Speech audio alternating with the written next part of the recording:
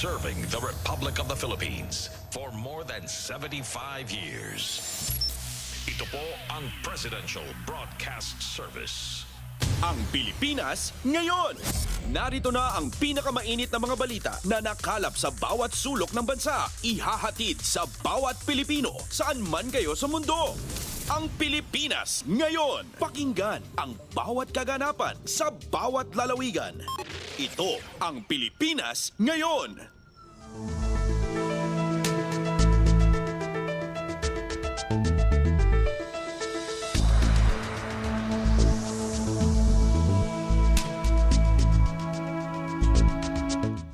Magandang araw po sa ating mga tagapakinig. Welcome po muli sa ating programang Ang Pilipinas Ngayon.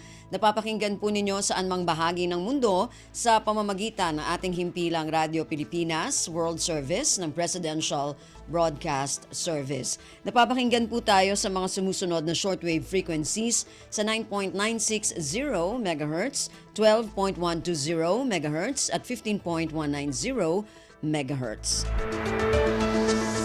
Ako po si Ven Blones. Samahan po ninyo ako sa kabuuan ng ating programa ngayong araw na ito. Kapapalooban pa rin po ng ilan sa mga mahalagang balita mula dito sa ating bansa. Kasama na ang mga segmentong business, sports, showbiz at ang mga ulat mula sa iba't ibang rehiyon at lalawigan dito sa Pilipinas para sa ating regional news. Samantala, inaanyayahan po namin kayo na bisitahin ang ating Facebook page, ang ating Radio Pilipinas World Service. Paki-follow, like at share na rin po. Ang tabayanan, sa inyo na sa ilang sandali ang kabuuan ng ating programang Ang Pilipinas Ngayon. Kumpleto, detalyadong balitaan, di papahuli sa mahahalagang kaganapan. Kamustahin ang inang bayan, ang Pilipinas ngayon.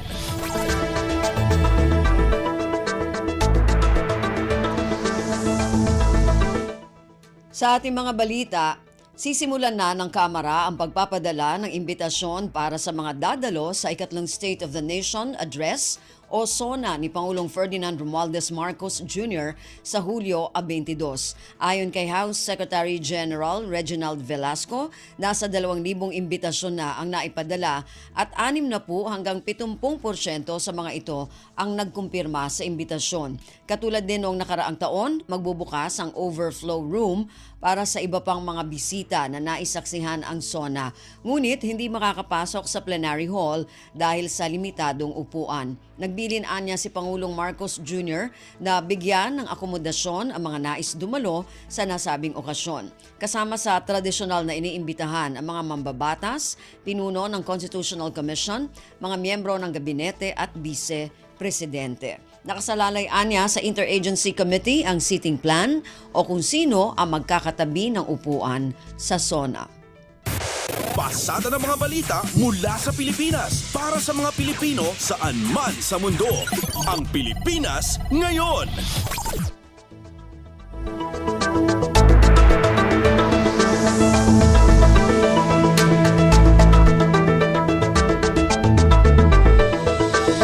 Samantala, puspusan na ang ginagawang paghahanda ngayon ng Quezon City Police District o QCPD para sa ikatlong State of the Nation Address o SONA ni Pangulong Ferdinand Romualdez Marcos Jr. sa Hulyo 22. Ayon kay QCPD District Director, Police Brigadier General Redrico Maranan, higit 6,000 tauhan ang ipapakalat sa paligid ng Kamara upang magbigay ng seguridad. Tututukan din maging ang mga lugar na kadalasang pinagtitipunan ng mga kilos protesta, kabilang ang Mabuhay Rotonda, Quezon City Memorial Circle, kahabaan ng Commonwealth Avenue at paligid ng Batasan Complex. Kabilang din anya sa mga pag-uusapan sa mga susunod na pagpupulong ang paglalagay ng K9 units, signal jammer at maaring pagbabawal sa paggamit ng drone sa ilang lugar malapit sa batasang pambansa. Inaayos na rin ang traffic at rerouting plan. Ayon kay Maranan, magpapakalat din ng mga pulis na nakasuot ng sibilyan na damit upang magbantay sakaling mayroong maghahasik ng kaguluhan sa lugar. Ang Pilipinas ngayon, kasama si Ven Blones. Samantala, mahigit 22,000 pulis at force multipliers ang ipapakalat para sa ikatlong State of the Nation Address o SONA ni Pangulong Ferdinand Romualdez Marcos Jr. Kaugnay nito, may ipakakalat din na medical assistance desk sa mga lugar na pagdarausan ng mga pagtitipon at help desk sa areas of convergence. Ang detalye ng balitang ito mula kay J. Mark Dagala. Aabot sa mahigit 22,000 pulis at force multipliers ang ipakakalat para sa ikatlong State of the Nation Address ni Pangulong Ferdinand R. Marcos Jr. Ito ang inihayag sa Campo Crame ni NCRPO Director Police Major General Jose Melencio Nartates Jr. kasabay na rin ang paglikha nila ng Security Task Force SONA 2024 para tiyakin ang seguridad at kaligtasan sa mga nabanggit na okasyon. Mula sa nasabing bilang, sinabi ni Nartates na 18,000 mga pulis ang magmumula sa NCRPO. Halos 2,000 pulis naman ang mula naman sa Regional Office gaya ng Central Luzon at Calabarzon, habang nasa mahigit 2,700 ang magsisilbing force multiplier o buhat sa iba pang mga ahensya gaya ng MMDA, Coast Guard, Bureau of Fire Protection, Bureau of Jail Management and Penology at mga lokal na pamahalaan. May pakakalat din silang medical assistance desk sa mga lugar na pagdarausan ng pagtitipon, gayon din mayroon silang help desk na ilalagay sa areas of convergence. Maliban sa mga lugar malapit sa batasang pambansa, sinabi ni Nartates na may pakakalat din silang mga tauhan partikular na sa EDSA Shrine sa Quezon City at Mendiola sa lungsod ng Maynila na siyang posibleng pagdausan ng mga pagkilos. J. Mark Dagala, Radyo Pilipinas. Kumpleto, detalyadong balitaan, di papahuli sa mahahalagang kaganapan. Kamustahin ang inang bayan, ang Pilipinas ngayon. Sa iba pang mga balita, listahan ng lahat ng Philippine Offshore Gaming Operators o POGO ipinasisiwalat lahat sa Philippine Amusement and Gaming Corporation o PAGCOR. Itong panawagan ni House Committee on Dangerous Drugs Chair Robert Ace Barbers matapos ibunyag ni PAGCOR Chair Alejandro Tenco na may dating miyembro ng gabinete ang nagtutulak at ginagamit ang impluensya para mabigyan ng lisensya ang mga POGO noong nakaraang administrasyon. Ang detalye ng balitang ito mula kay Kathleen Forbes. Nanawagan ngayon si House Committee on Dangerous Drugs Chair Robert Ace Barbers kay PAGCOR Chair Alejandro Tenco na isa publiko ang listahan ng lahat ng lehitimong pogo sa bansa na binigyan nila ng lisensya at accreditation para ma-regulate. Hiningi rin ng mambabatas kay Tenco na makipagtulungan sa Kongreso para maisiwalat ang mga pogo na walang lisensya. Kasunod na rin ito ang pagsisiwalat ng PAGCOR Chair na may isang dating miyembro ng gabinete ang nagtutulak at ginagamit ang kanyang impluensya para mabigyan ng lisensya ang mga pogo noong nakaraang administrasyon. Giit ni Barbers ang mga illegal na pogo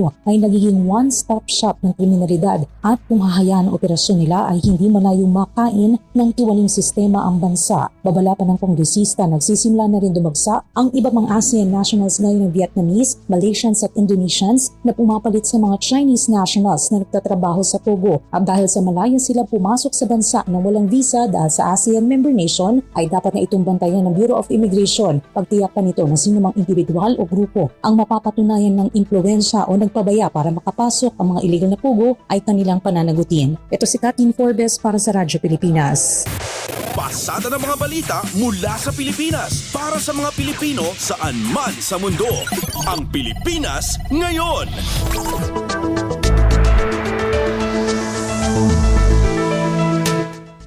Binigyang diin ni National Economic and Development Authority o NEDA Secretary Arsenio Balisacan ang kahalagahan ng pagkakaroon ng trabaho para sa bayan o TPB Master Plan para sa pagpapalakas ng ekonomiya ng bansa. Sa ginanap na National Employment Summit, ibinahagi ng Interagency Committee for Trabaho para sa Bayan o TPB-IAC ang mga pangunahing agenda ng plano. Kabilang dito ang pagbibigay prioridad sa paglikha ng disenteng trabaho, pagpapalakas ng mga polisiya ukol sa paggawa at pagtiyak ng pantay na oportunidad sa trabaho para sa lahat. Ayon kay Palisacan, ang TPB Master Plan ay mahalaga upang matugunan ang mga hamon sa paggawa at matiyak ang mas maayos na kinabukasan para sa lahat ng Pilipino.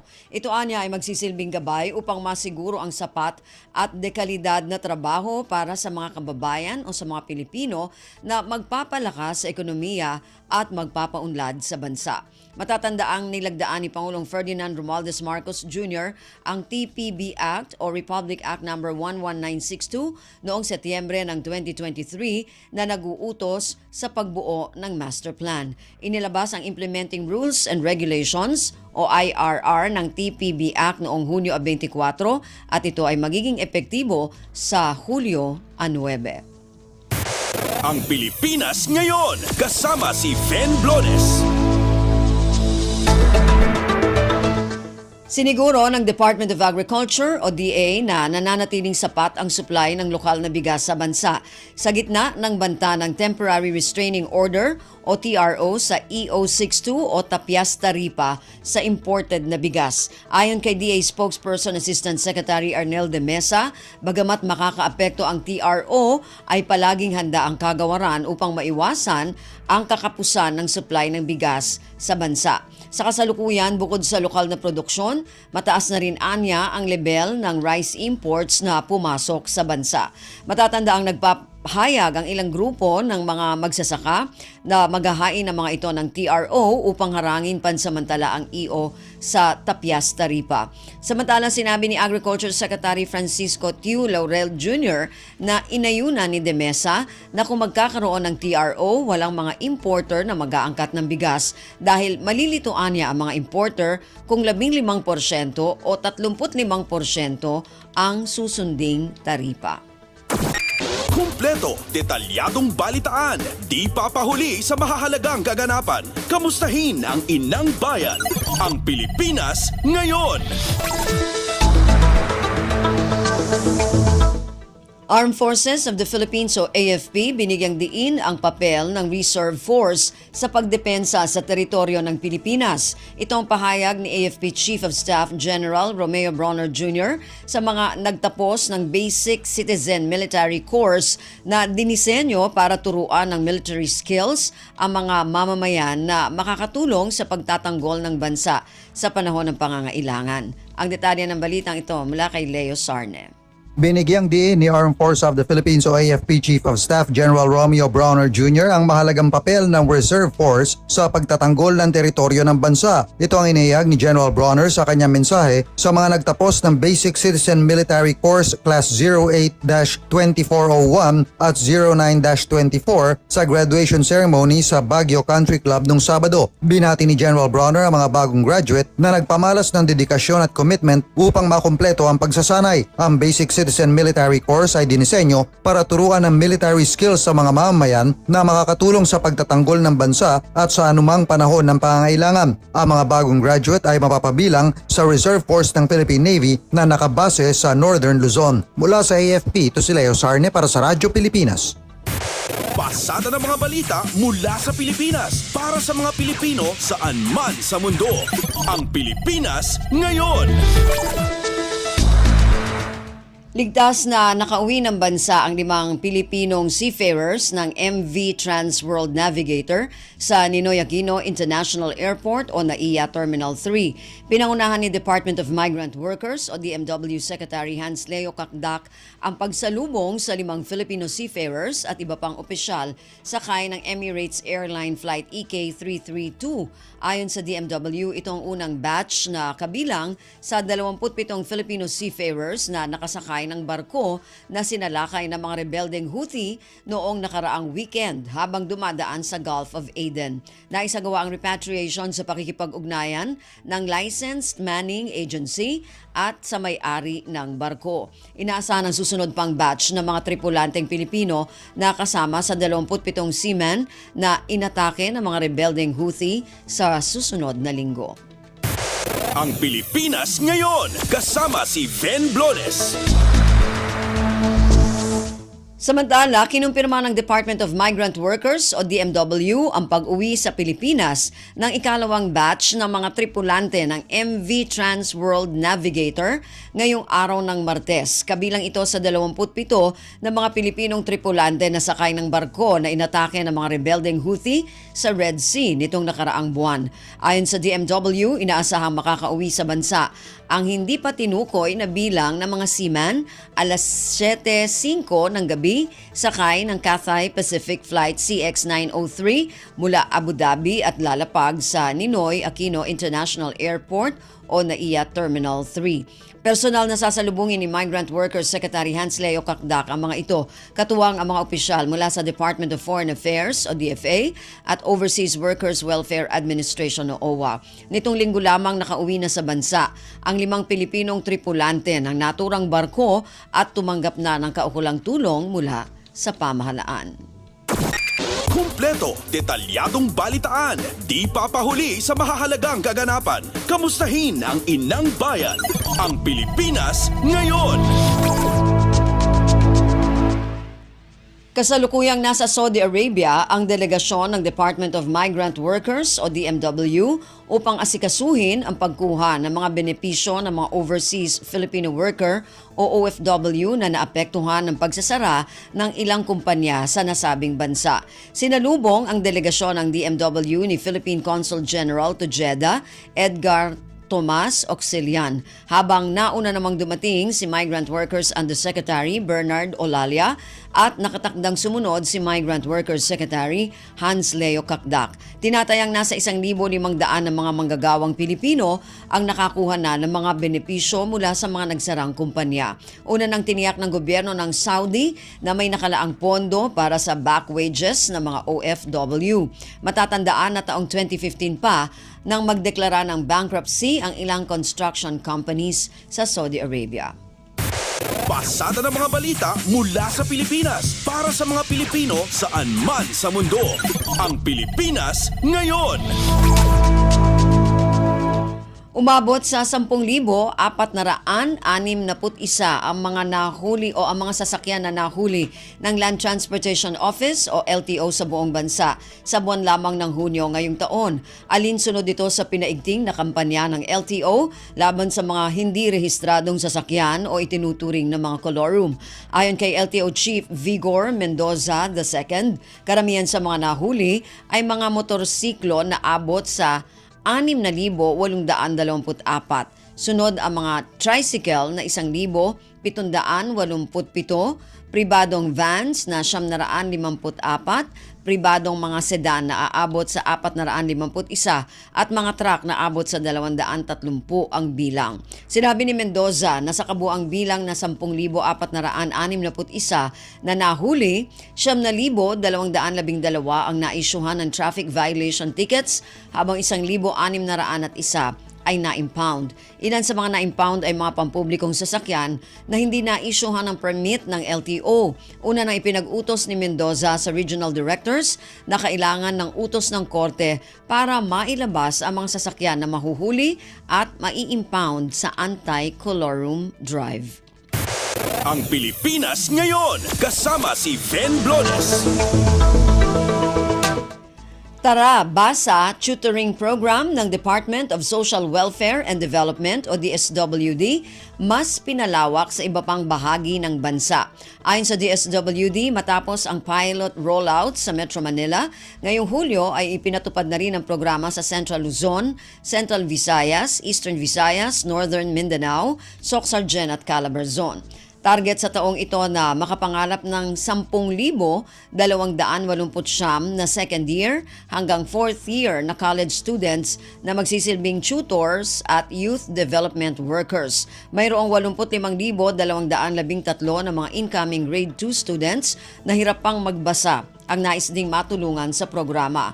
Sa ilalim ng nasabing programa, magsasagawa ng 20 reading sessions ang mga tutor habang nanay-tatay-teacher sessions naman ang gagawin ng mga youth development workers mula Hulyo 1 hanggang 26. Matapos ang tutoring at learning sessions, tatanggap ang mga estudyanteng benepisyaryo ng cash for work na batay sa Regional Daily Minimum Wage.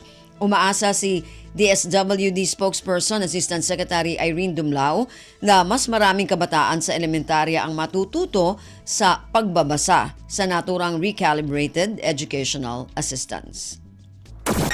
Kumpleto, detalyadong balitaan, di papahuli sa mahahalagang kaganapan. Kamustahin ang inang bayan, ang Pilipinas ngayon. Yan po ang ilan sa mga pangunahing balita mula dito sa ating bansa. Samantala, antabayan na naman po ang mga balita mula sa iba't ibang rehiyon at lalawigan dito sa Pilipinas para sa ating regional news. Balita mula sa lalawigan sa bawat rehiyon ng ating bayan. Dito sa Ang Pilipinas Ngayon.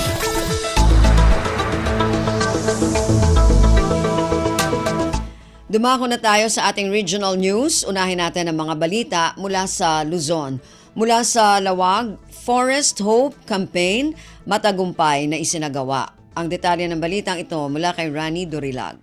Balaygian ay sayanggat ti Forest Hope Campaign ti World Mission Society Church of God Lawag City. Babenti panagmula karagiti sumagmamano a klase ti kayo. Segon kini Miss Jimpul Raranggol iti nasa ang relihiyon na sayanggat ti panagmula ti Fire Tree. Golden Shower, Banabaken, Kawayan, idaglawlaw ti sanitary landfill iti barangay 40 Balatong dito siyudad Tilawag. Umabot iti sa ngagasot 30 ang nagboluntaryo ang nakipagmula iti grupo. Manipod iti naso nga barangay, Philippine National Police, Bureau of Fire Protection ken DENR Senro Lawag. Kalpasan ti panagmula, naisayangkat pa iti panel campaign ken nailawlawag dagiti epekto ti desertification kasano ang maliklikan dito ken naipakita dagiti aktibidad ti relihiyon tapno may salbar ti aglawlaw. Manipod iti Radyo Pilipinas Lawag, Rani Dorilag para sa Radyo Pilipinas World Service. Balita mula sa lalawigan sa bawat rehiyon ng ating bayan. Dito sa Ang Pilipinas Ngayon.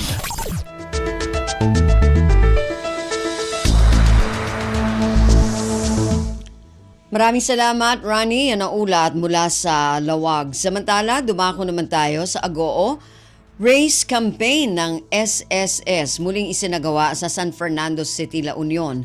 Ang detalye ng balitang ito mula kay Albert Kawile.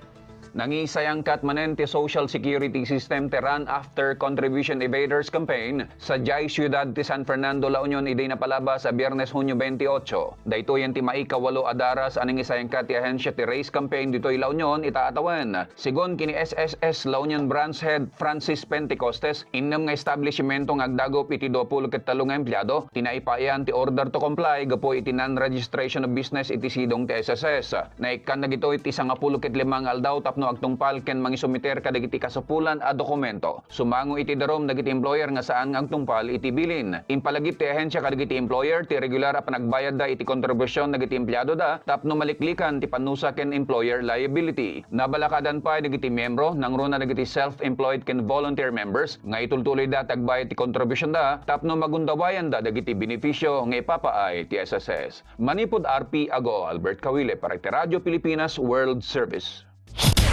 Balita mula sa lalawigan sa bawat rehiyon ng ating bayan. Dito sa Ang Pilipinas Ngayon.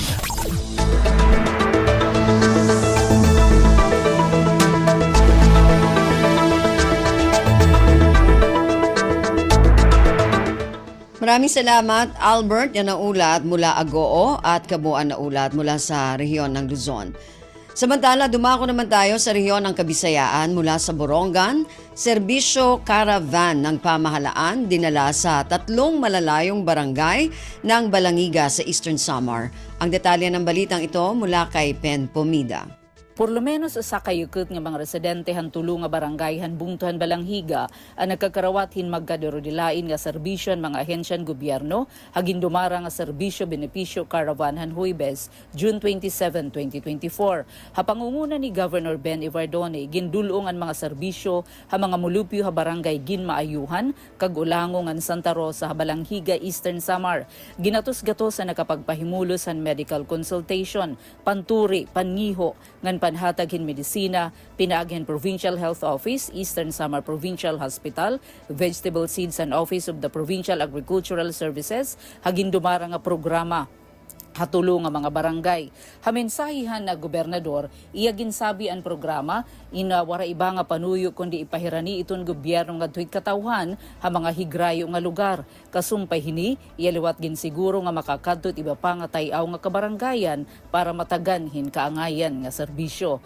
Tikang Radyo Pilipinas Borongan, inihipen Pumida para Radyo Pilipinas World Service.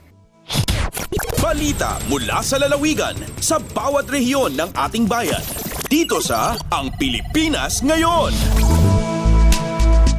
Maraming salamat, Pen. Yan ang ulat mula sa Borongan.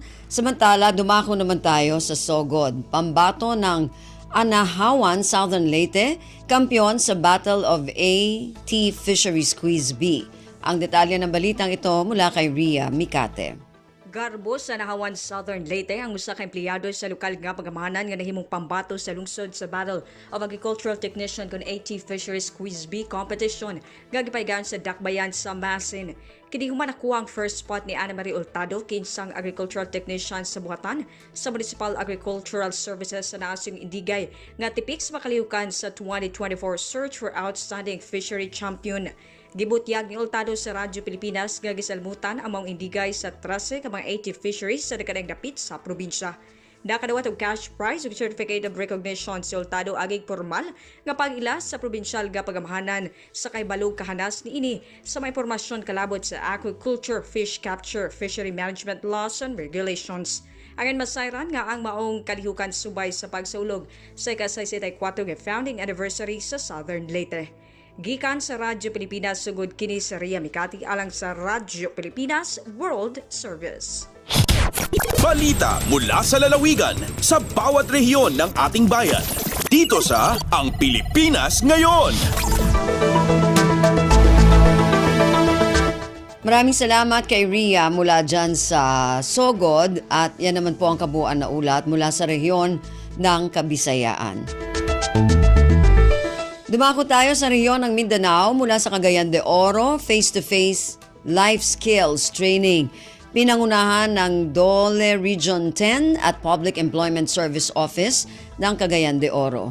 Ang detalye ng balitang ito mula kay Tessa Oraliana.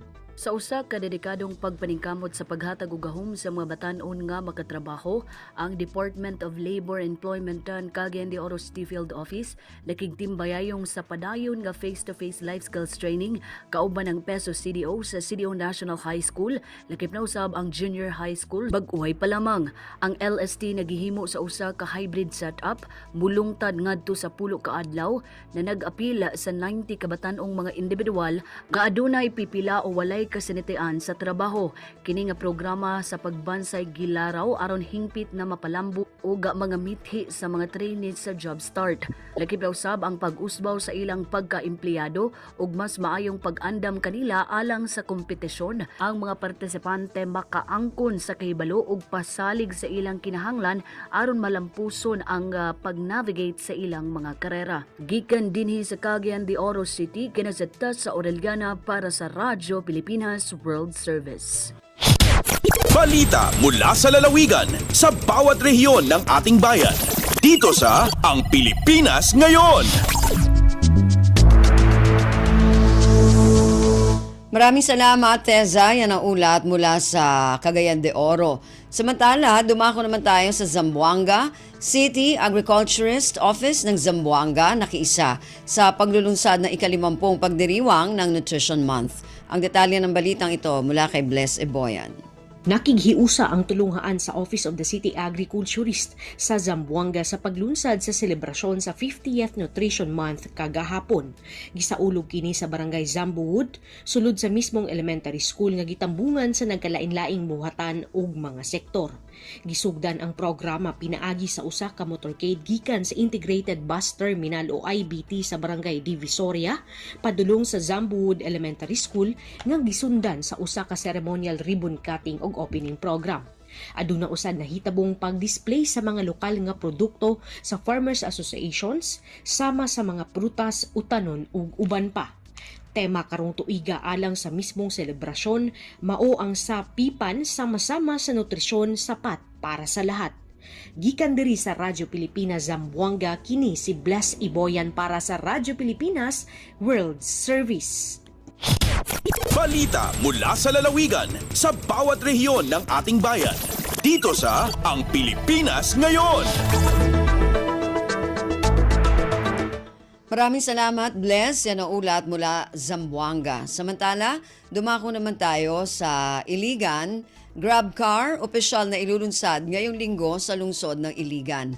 Ang detalye ng balitang ito mula kay Alwidad Basher. Opisyal nga ilusad ang grab car sa syudad sa Iligan karon adlaw sa Go Hotels Robinsons Place Iligan. Gipanguluhan kini sa kumpanya uban sa maayong mayor sa syudad, si Mayor Frederick W. Siao o gubang pang mga empleyado sa mga ahensya sa gobyerno. Dako kaayong buhat sa pagsulod sa grab car sa syudad aron mas mapadali ang transportasyon pinaagi sa pag-download lamang sa application sa matag cellphone sa mga pasahero.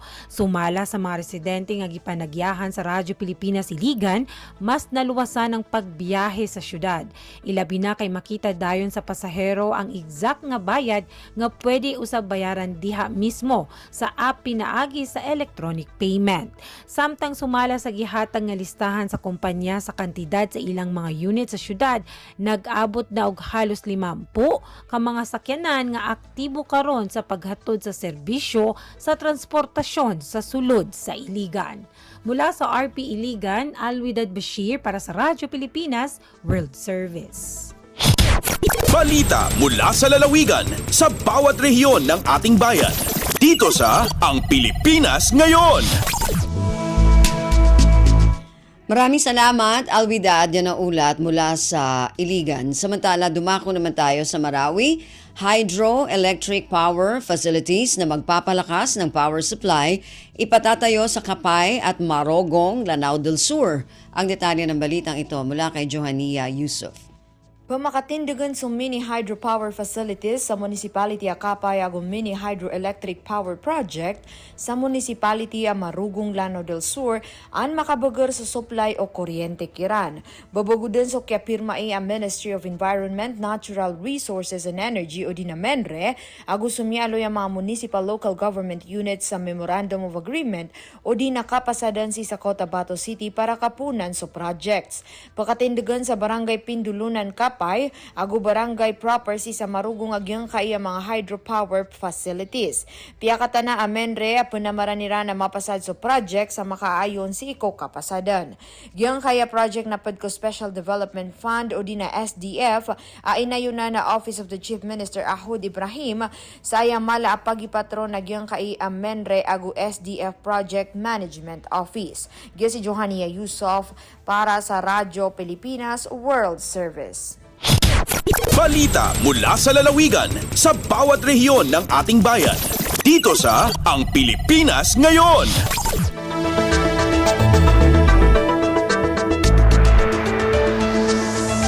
Maraming salamat kay Johania mula dyan sa Marawi at yan naman po ang kabuuan na ulat mula sa rehiyon ng Mindanao.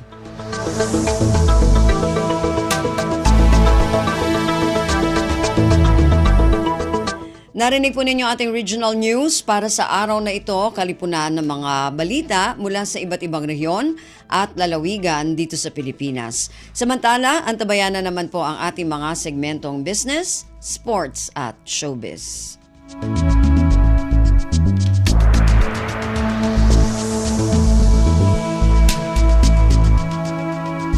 Dumako na tayo sa ating mga segmento. Unahin natin ang ating balitang negosyo. Narito si Stephanie Vicente. Lagay ng ekonomiya, kalakalan, negosyo at iba pa. Atin ang alamin dito sa Ang Pilipinas Ngayon.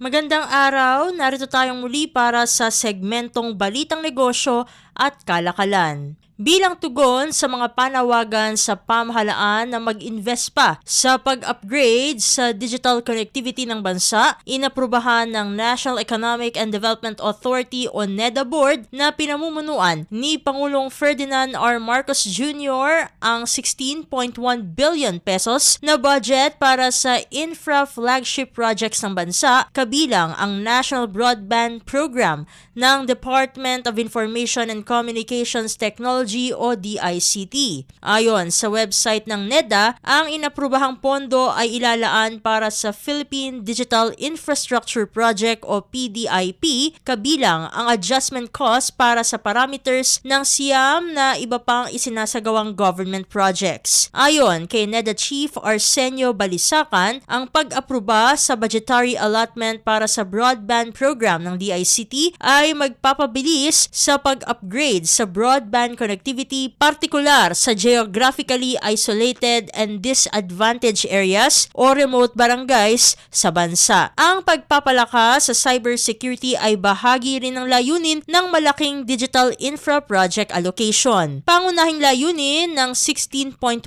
billion pesos na PDIP funds na tustusan sa pamagitan ng official development assistance mula sa World Bank na palakasin ang broadband connectivity ng bansa at magdala ng high-speed internet links hanggang sa mga remote area. Layunin din ito na palawakin ang vital digital infrastructure ng bansa upang pag-ugnayin ang digital divide sa mga individual, kabahayan at negosyo, pasiglahin ang private sector investments at palakasin ang kapasidad para sa cybersecurity at sa pagprotekta ng critical information infrastructure. Noong nakaraang linggo, nanawagan ng World Bank sa pamahalaan ng Pilipinas na dagdagan ang investment sa broadband infrastructure dahil ang bansa ay patuloy na napag-iiwanan ng Asian neighbors nito pagdating sa internet speed, affordability at access na lumikha ng hindi pantay na landscape para sa digital participation. Ang proyekto na nakaangkla sa National Broadband Program, isang flagship initiative ng DICT, ay kinasasangkutan ng konstruksyon ng isang public broadband infrastructure network sa buong archipelago. Ang network na ito ay binubuo ng 5 major components: backbone network,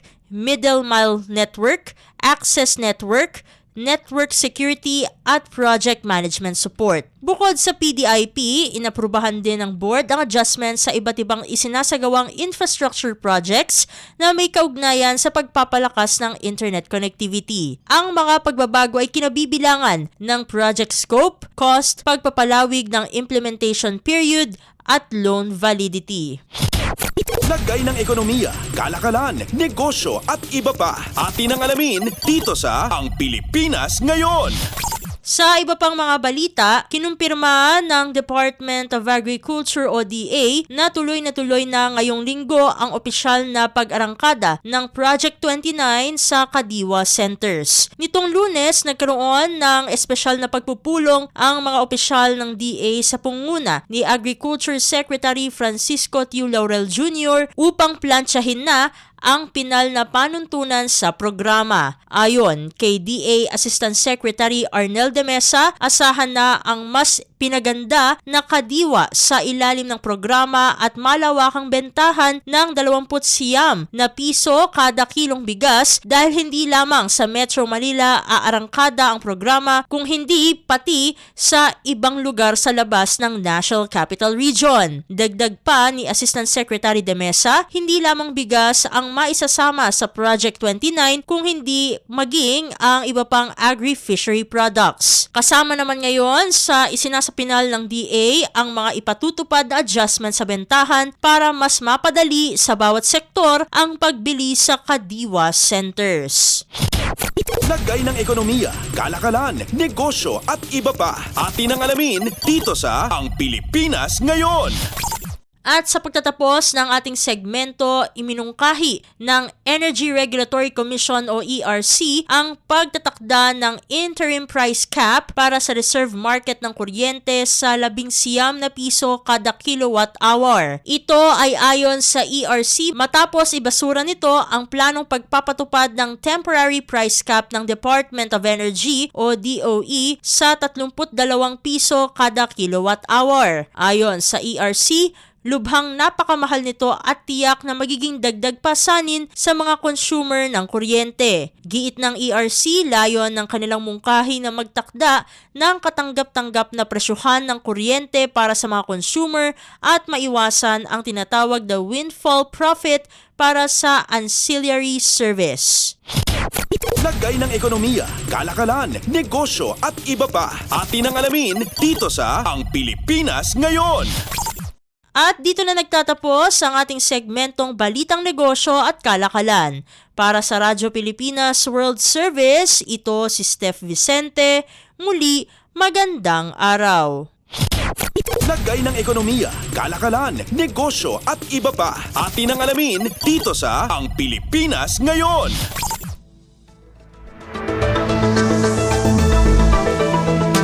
Maraming salamat, Steph. Yan ang ating balitang negosyo. Samantala, dumako naman tayo sa ating balitang pampalakasan. Narito naman si Leo Magpayo. Updates at pinakahuling mga usapin sa mundo ng palakasan. Atin ang pakinggan dito sa Ang Pilipinas Ngayon. Magandang araw. Narito na po ang sports balita. Bigo muli ang Gilas Pilipinas Under-17 men's basketball team sa kanilang kampanya sa 2024 FIBA Basketball Under-17 World Cup. Ito ay matapos tambakan ang Pilipinas ng Espanya 96-34 sa kanilang pagtatapat na ginanap sa Sinan Erdem Dome sa Istanbul, Turkey.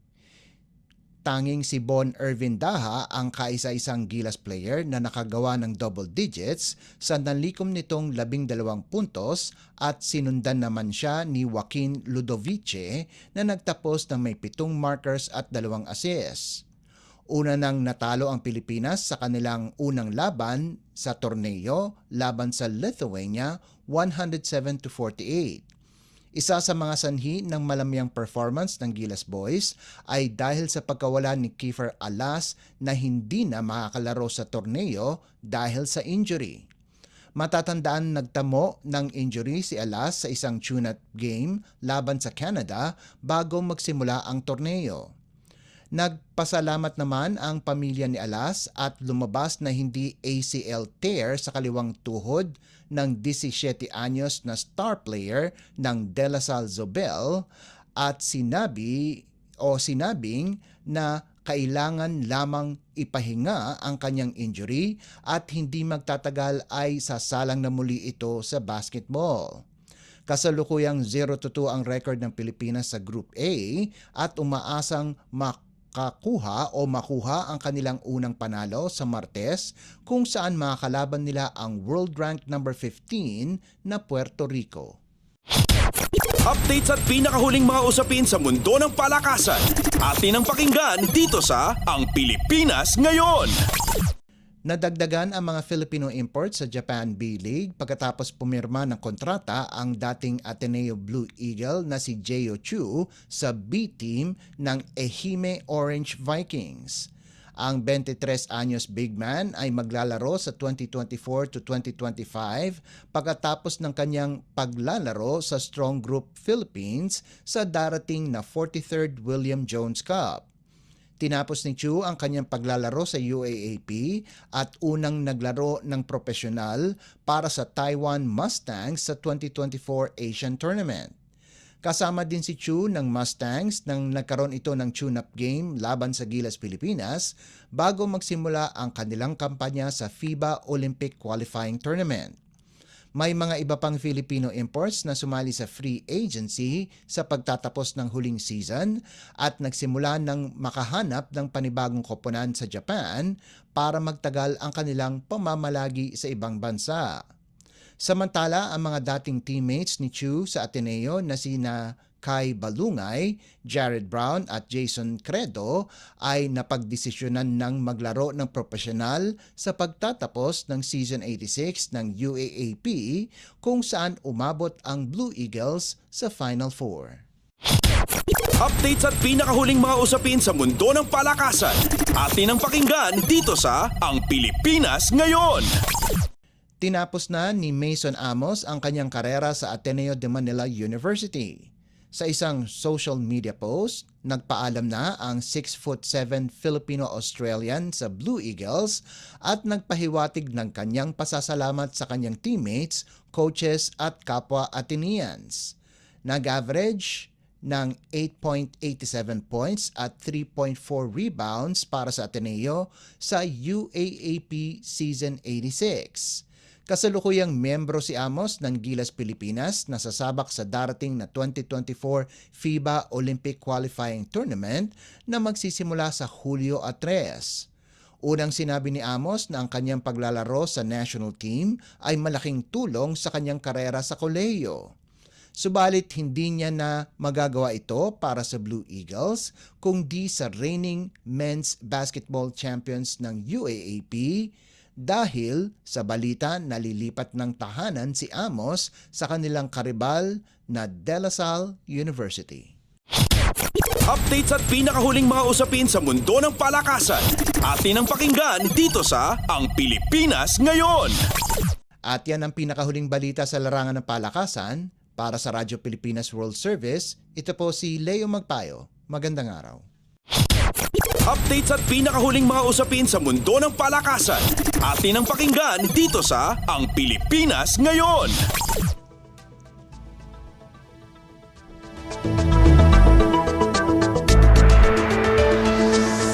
Maraming salamat, Leo. Yan ang ating balitang pampalakasan. Samantala, para sa mga nag-aabang ng mga chismis mula sa mundo ng showbiz. Para sa ating showbiz balita, narito naman si Mama JT. Ang latest, ang hottest sa showbiz and entertainment. Heto na sa Ang Pilipinas Ngayon.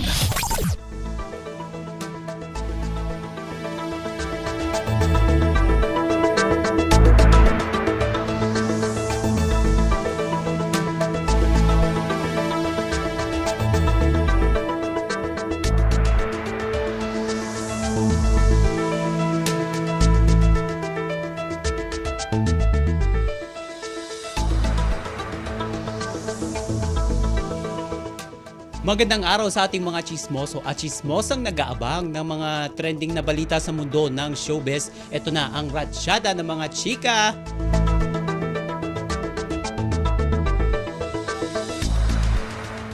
Malapit nang ikasal ang celebrity and half-brother ni Daniel Padilla na si JC Padilla sa non-showbiz girlfriend na si Natalia Valdivia.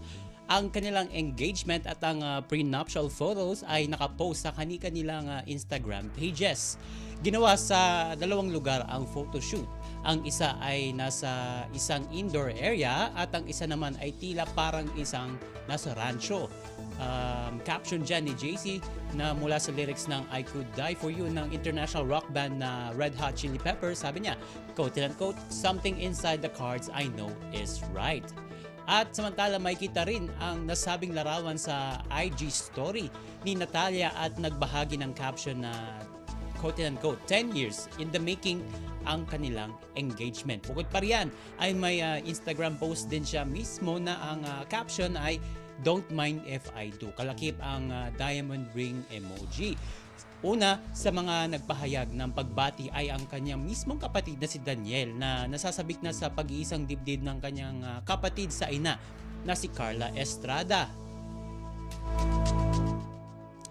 And speaking of Carla, hindi rin ito nagpahuli at ipinahagi rin nito ang magandang balita sa kanyang Instagram page at inilahad niya yon inilahad niya na ngayong Hulyo gaganapin ang kasal o this month yan.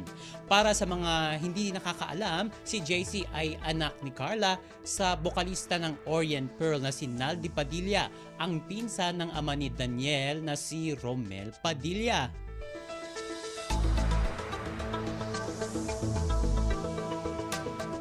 Sa iba pa nating chika for today, sumagot na ang abogado ni Bea Alonzo sa isyung sinampahan ng reklamo ang aktres ng dating driver na si Efren Torres de los Reyes Jr. sa National Labor Relations Commission ng Department of Labor and Employment. Kinwestiyon ni Attorney Joey Garcia na abogado ng aktres ang motibo ng complainant at ang timing ng pagsasampan nito ng demanda. Base sa inireport ng Showbiz Insider na si Christy Fermin sa kanyang programa noong June 27, inireklamo nito si Bea ng nasabing driver dahil sa hindi nito pagbibigay ng night shift differential pay, overtime pay, holiday pay, separation pay at 13th month pay. Bukod dito, inakusahan din niya si Bea ng illegal dismissal, maltreatment at harassment. Nabanggit pa ni Nay Christy na maghaharap itong sina Bea at Efren sa dole para magkausap tungkol sa mga reklamo ng dating driver. Pero hindi ito kinagat ng abogado ni Bea dahil sa tingin niya ay harassment case lamang ito. At dito ipinagtapat ng abogado ng aktres na wala pang isang taong nanilbihan pala itong si Efren bilang driver sa pamilya ni Bea at hindi bilang personal niya.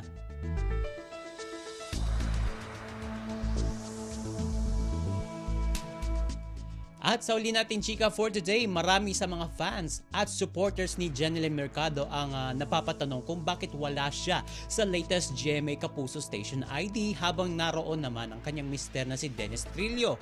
Hanggang ngayon ay hindi pa rin mamatay-matay ang isyung baka aalis na sa bakuran ng GMA Network si Jen at lilipat na sa ABS-CBN, lalo na napapabalita na ang pagkakaroon nito ng kontrata sa Star Music, ang music label ng Kapamilya Network.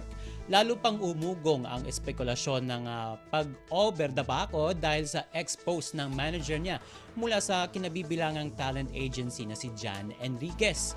Hindi direktang sinagot ng netong si Enriquez ang mga pang-uusisa ng netizens patungkol sa status ni Jen sa Kapuso Network. Sa halip ay pinakalma niya ang mga supporters ni Jen at sinabing may big plans sila para sa kanya.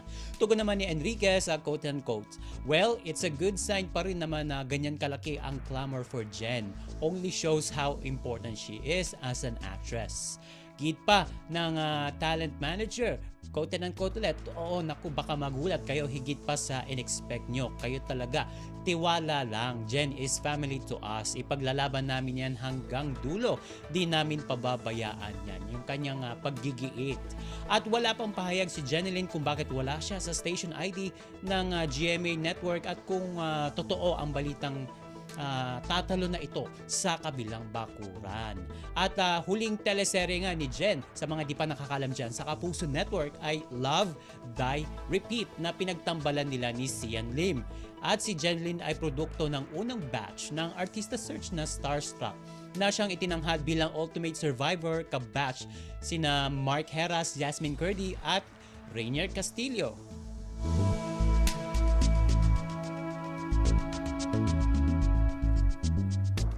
And OMG, wala na tayong oras para sa ating balitang artista. Maraming salamat mga ka-chismis sa pakikinig sa aking mga chika for today. Ako po si Mama JT para sa Radyo Pilipinas World Service. Ang latest, ang hottest sa showbiz and entertainment. Heto na sa Ang Pilipinas Ngayon.